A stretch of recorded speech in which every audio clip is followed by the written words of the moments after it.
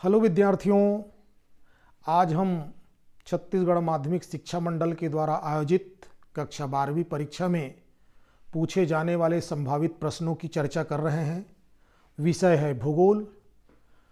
प्रश्न है इसका, भारत में परिवहन के प्रमुख साधन कौन कौन से हैं और इनके विकास को प्रभावित करने वाले कारकों की विवेचना कीजिए। कारक, तत्व, ये परिवहन को कौन कौन से कारक हैं, कौन कौन से तत्व हैं जो प्रभावित करते हैं, उसके बारे में आपको मैं बता रहा हूं। उत्तर में लिखेंगे आप, स्थल, जल तथा वायु, ये तीन मुख्य साधन हैं, है ना। वायुयान तो अभी हुआ है, लेकिन मानव का जब विकास हो रहा था आदिकाल में, तो मानव परिवहन जो है विभिन्न प्रकार के जो जानवर हैं, घोड़ा है, याक है, रेंडियर, ऊंट, गधा, इसके ऊपर बैठकर वो यहाँ वहाँ यत्र तत्र सवारी करके पहुँचते थे। और परिवहन का मतलब ही है एक स्थान से दूसरे स्थान पर पहुँचना। लेकिन अब आधुनिक युग है, तो आधुनिक युग में वायुयान बहुत तीव्रगामी यान हैं, परिवहन के साधन हैं। तो स्थल में आप देखते हैं तो जल, थल और स्थल, ये तीन जगह जो है परिवहन के साधन हमको दिखाई देते हैं। स्थल, जल, वायु, ये तीन मुख्य साधन हैं। स्थलीय भाग में आपको दिखेगा रेल और सड़क परिवहन। रेल और सड़क परिवहन इसके मुख्य उदाहरण हैं थल भाग का। लेकिन पाइपलाइनों का भी निर्माण किया जाने लगा है, और ये पाइपलाइनों में खर्च तो बहुत होता है निर्माण के समय, लेकिन निर्माण के पश्चात खर्च इसमें बिल्कुल नहीं होता। और पाइपलाइनों के माध्यम से गैस और पेट्रोल एक स्थान से दूसरे स्थान बहुत ही आसानी से और सरलता से पहुंचाया जाता है। अंतःस्थलीय और सागरीय व महासागरीय परिवहन को भी इसमें सम्मिलित किया गया है। जल परिवहन में मुख्य रूप से वायु परिवहन जो होता है वो राष्ट्रीय और अंतर्राष्ट्रीय स्तर पर होता है। और ये जो धरातलीय बाधाएं हैं जल का, जैसे सागर है, विशाल नदियां हैं, बहुत बड़ी बड़ी नदियां हैं, या दलदल भूमि है, या पर्वतीय क्षेत्र है, इन बाधाओं से दूर, इन बाधाओं को पार करते हुए वायु परिवहन द्रुतगामी परिवहन सेवा है।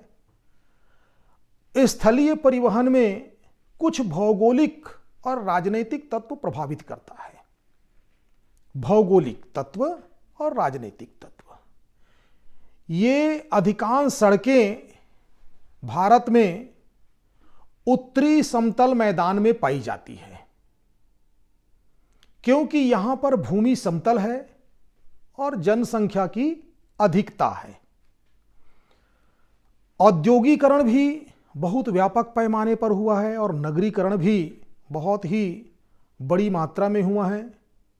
इसलिए उत्तरी समतल मैदान में सड़कों का जाल और रेलों का जाल बिछा हुआ है। लेकिन हम देखते हैं प्रायद्वीपीय पठारी भाग में जितना सड़क और रेल मार्ग का निर्माण हुआ है, वो उत्तरी समतल मैदान के भागों की तुलना में बहुत कम है। उसका कारण है धरातल का ऊंचा नीचा होना, ऊबड़ खाबड़ होना। इसलिए वहां पर रेल का विकास और सड़क मार्गों का विकास न्यूनतम हुआ है। इसी प्रकार भारत का एक राज्य है राजस्थान, वहाँ पर मरुभूमि क्षेत्र है और मरुभूमि क्षेत्र में रेल बनाना कठिन कार्य है। ठीक इसी प्रकार हम देखते हैं कि मध्य प्रदेश और उड़ीसा, यहाँ पर बहुत ही घने जंगल हैं और घने जंगल में भी रेल का और सड़क निर्माण बहुत कठिन है। पश्चिम बंगाल, कच्छ का रण, ये दलदलीय भाग है और यहाँ पर भी रेल निर्माण में बहुत बड़ी बाधा उत्पन्न होती है, तो यहाँ भी रेल का विकास नहीं हुआ है। पर्वतीय और समुद्र में भी रेलों का निर्माण नहीं किया जा सकता।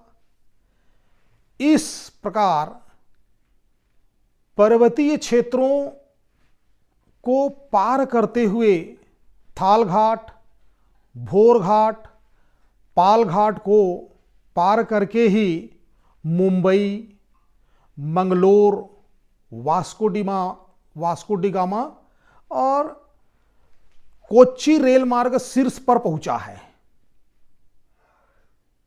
अब आंतरिक जल मार्ग के बारे में अपन चर्चा करते हैं। तो आंतरिक जल मार्ग में कुछ भौगोलिक बाधाएं आ सकती है। भौगोलिक बाधाएं यानी प्राकृतिक बाधाएं। यदि आंतरिक जल मार्ग को व्यवस्थित रखना है, वो सुचारू रूप से चले, परिवहन वहां पर नदियों में, तो उसके लिए क्या करना पड़ेगा?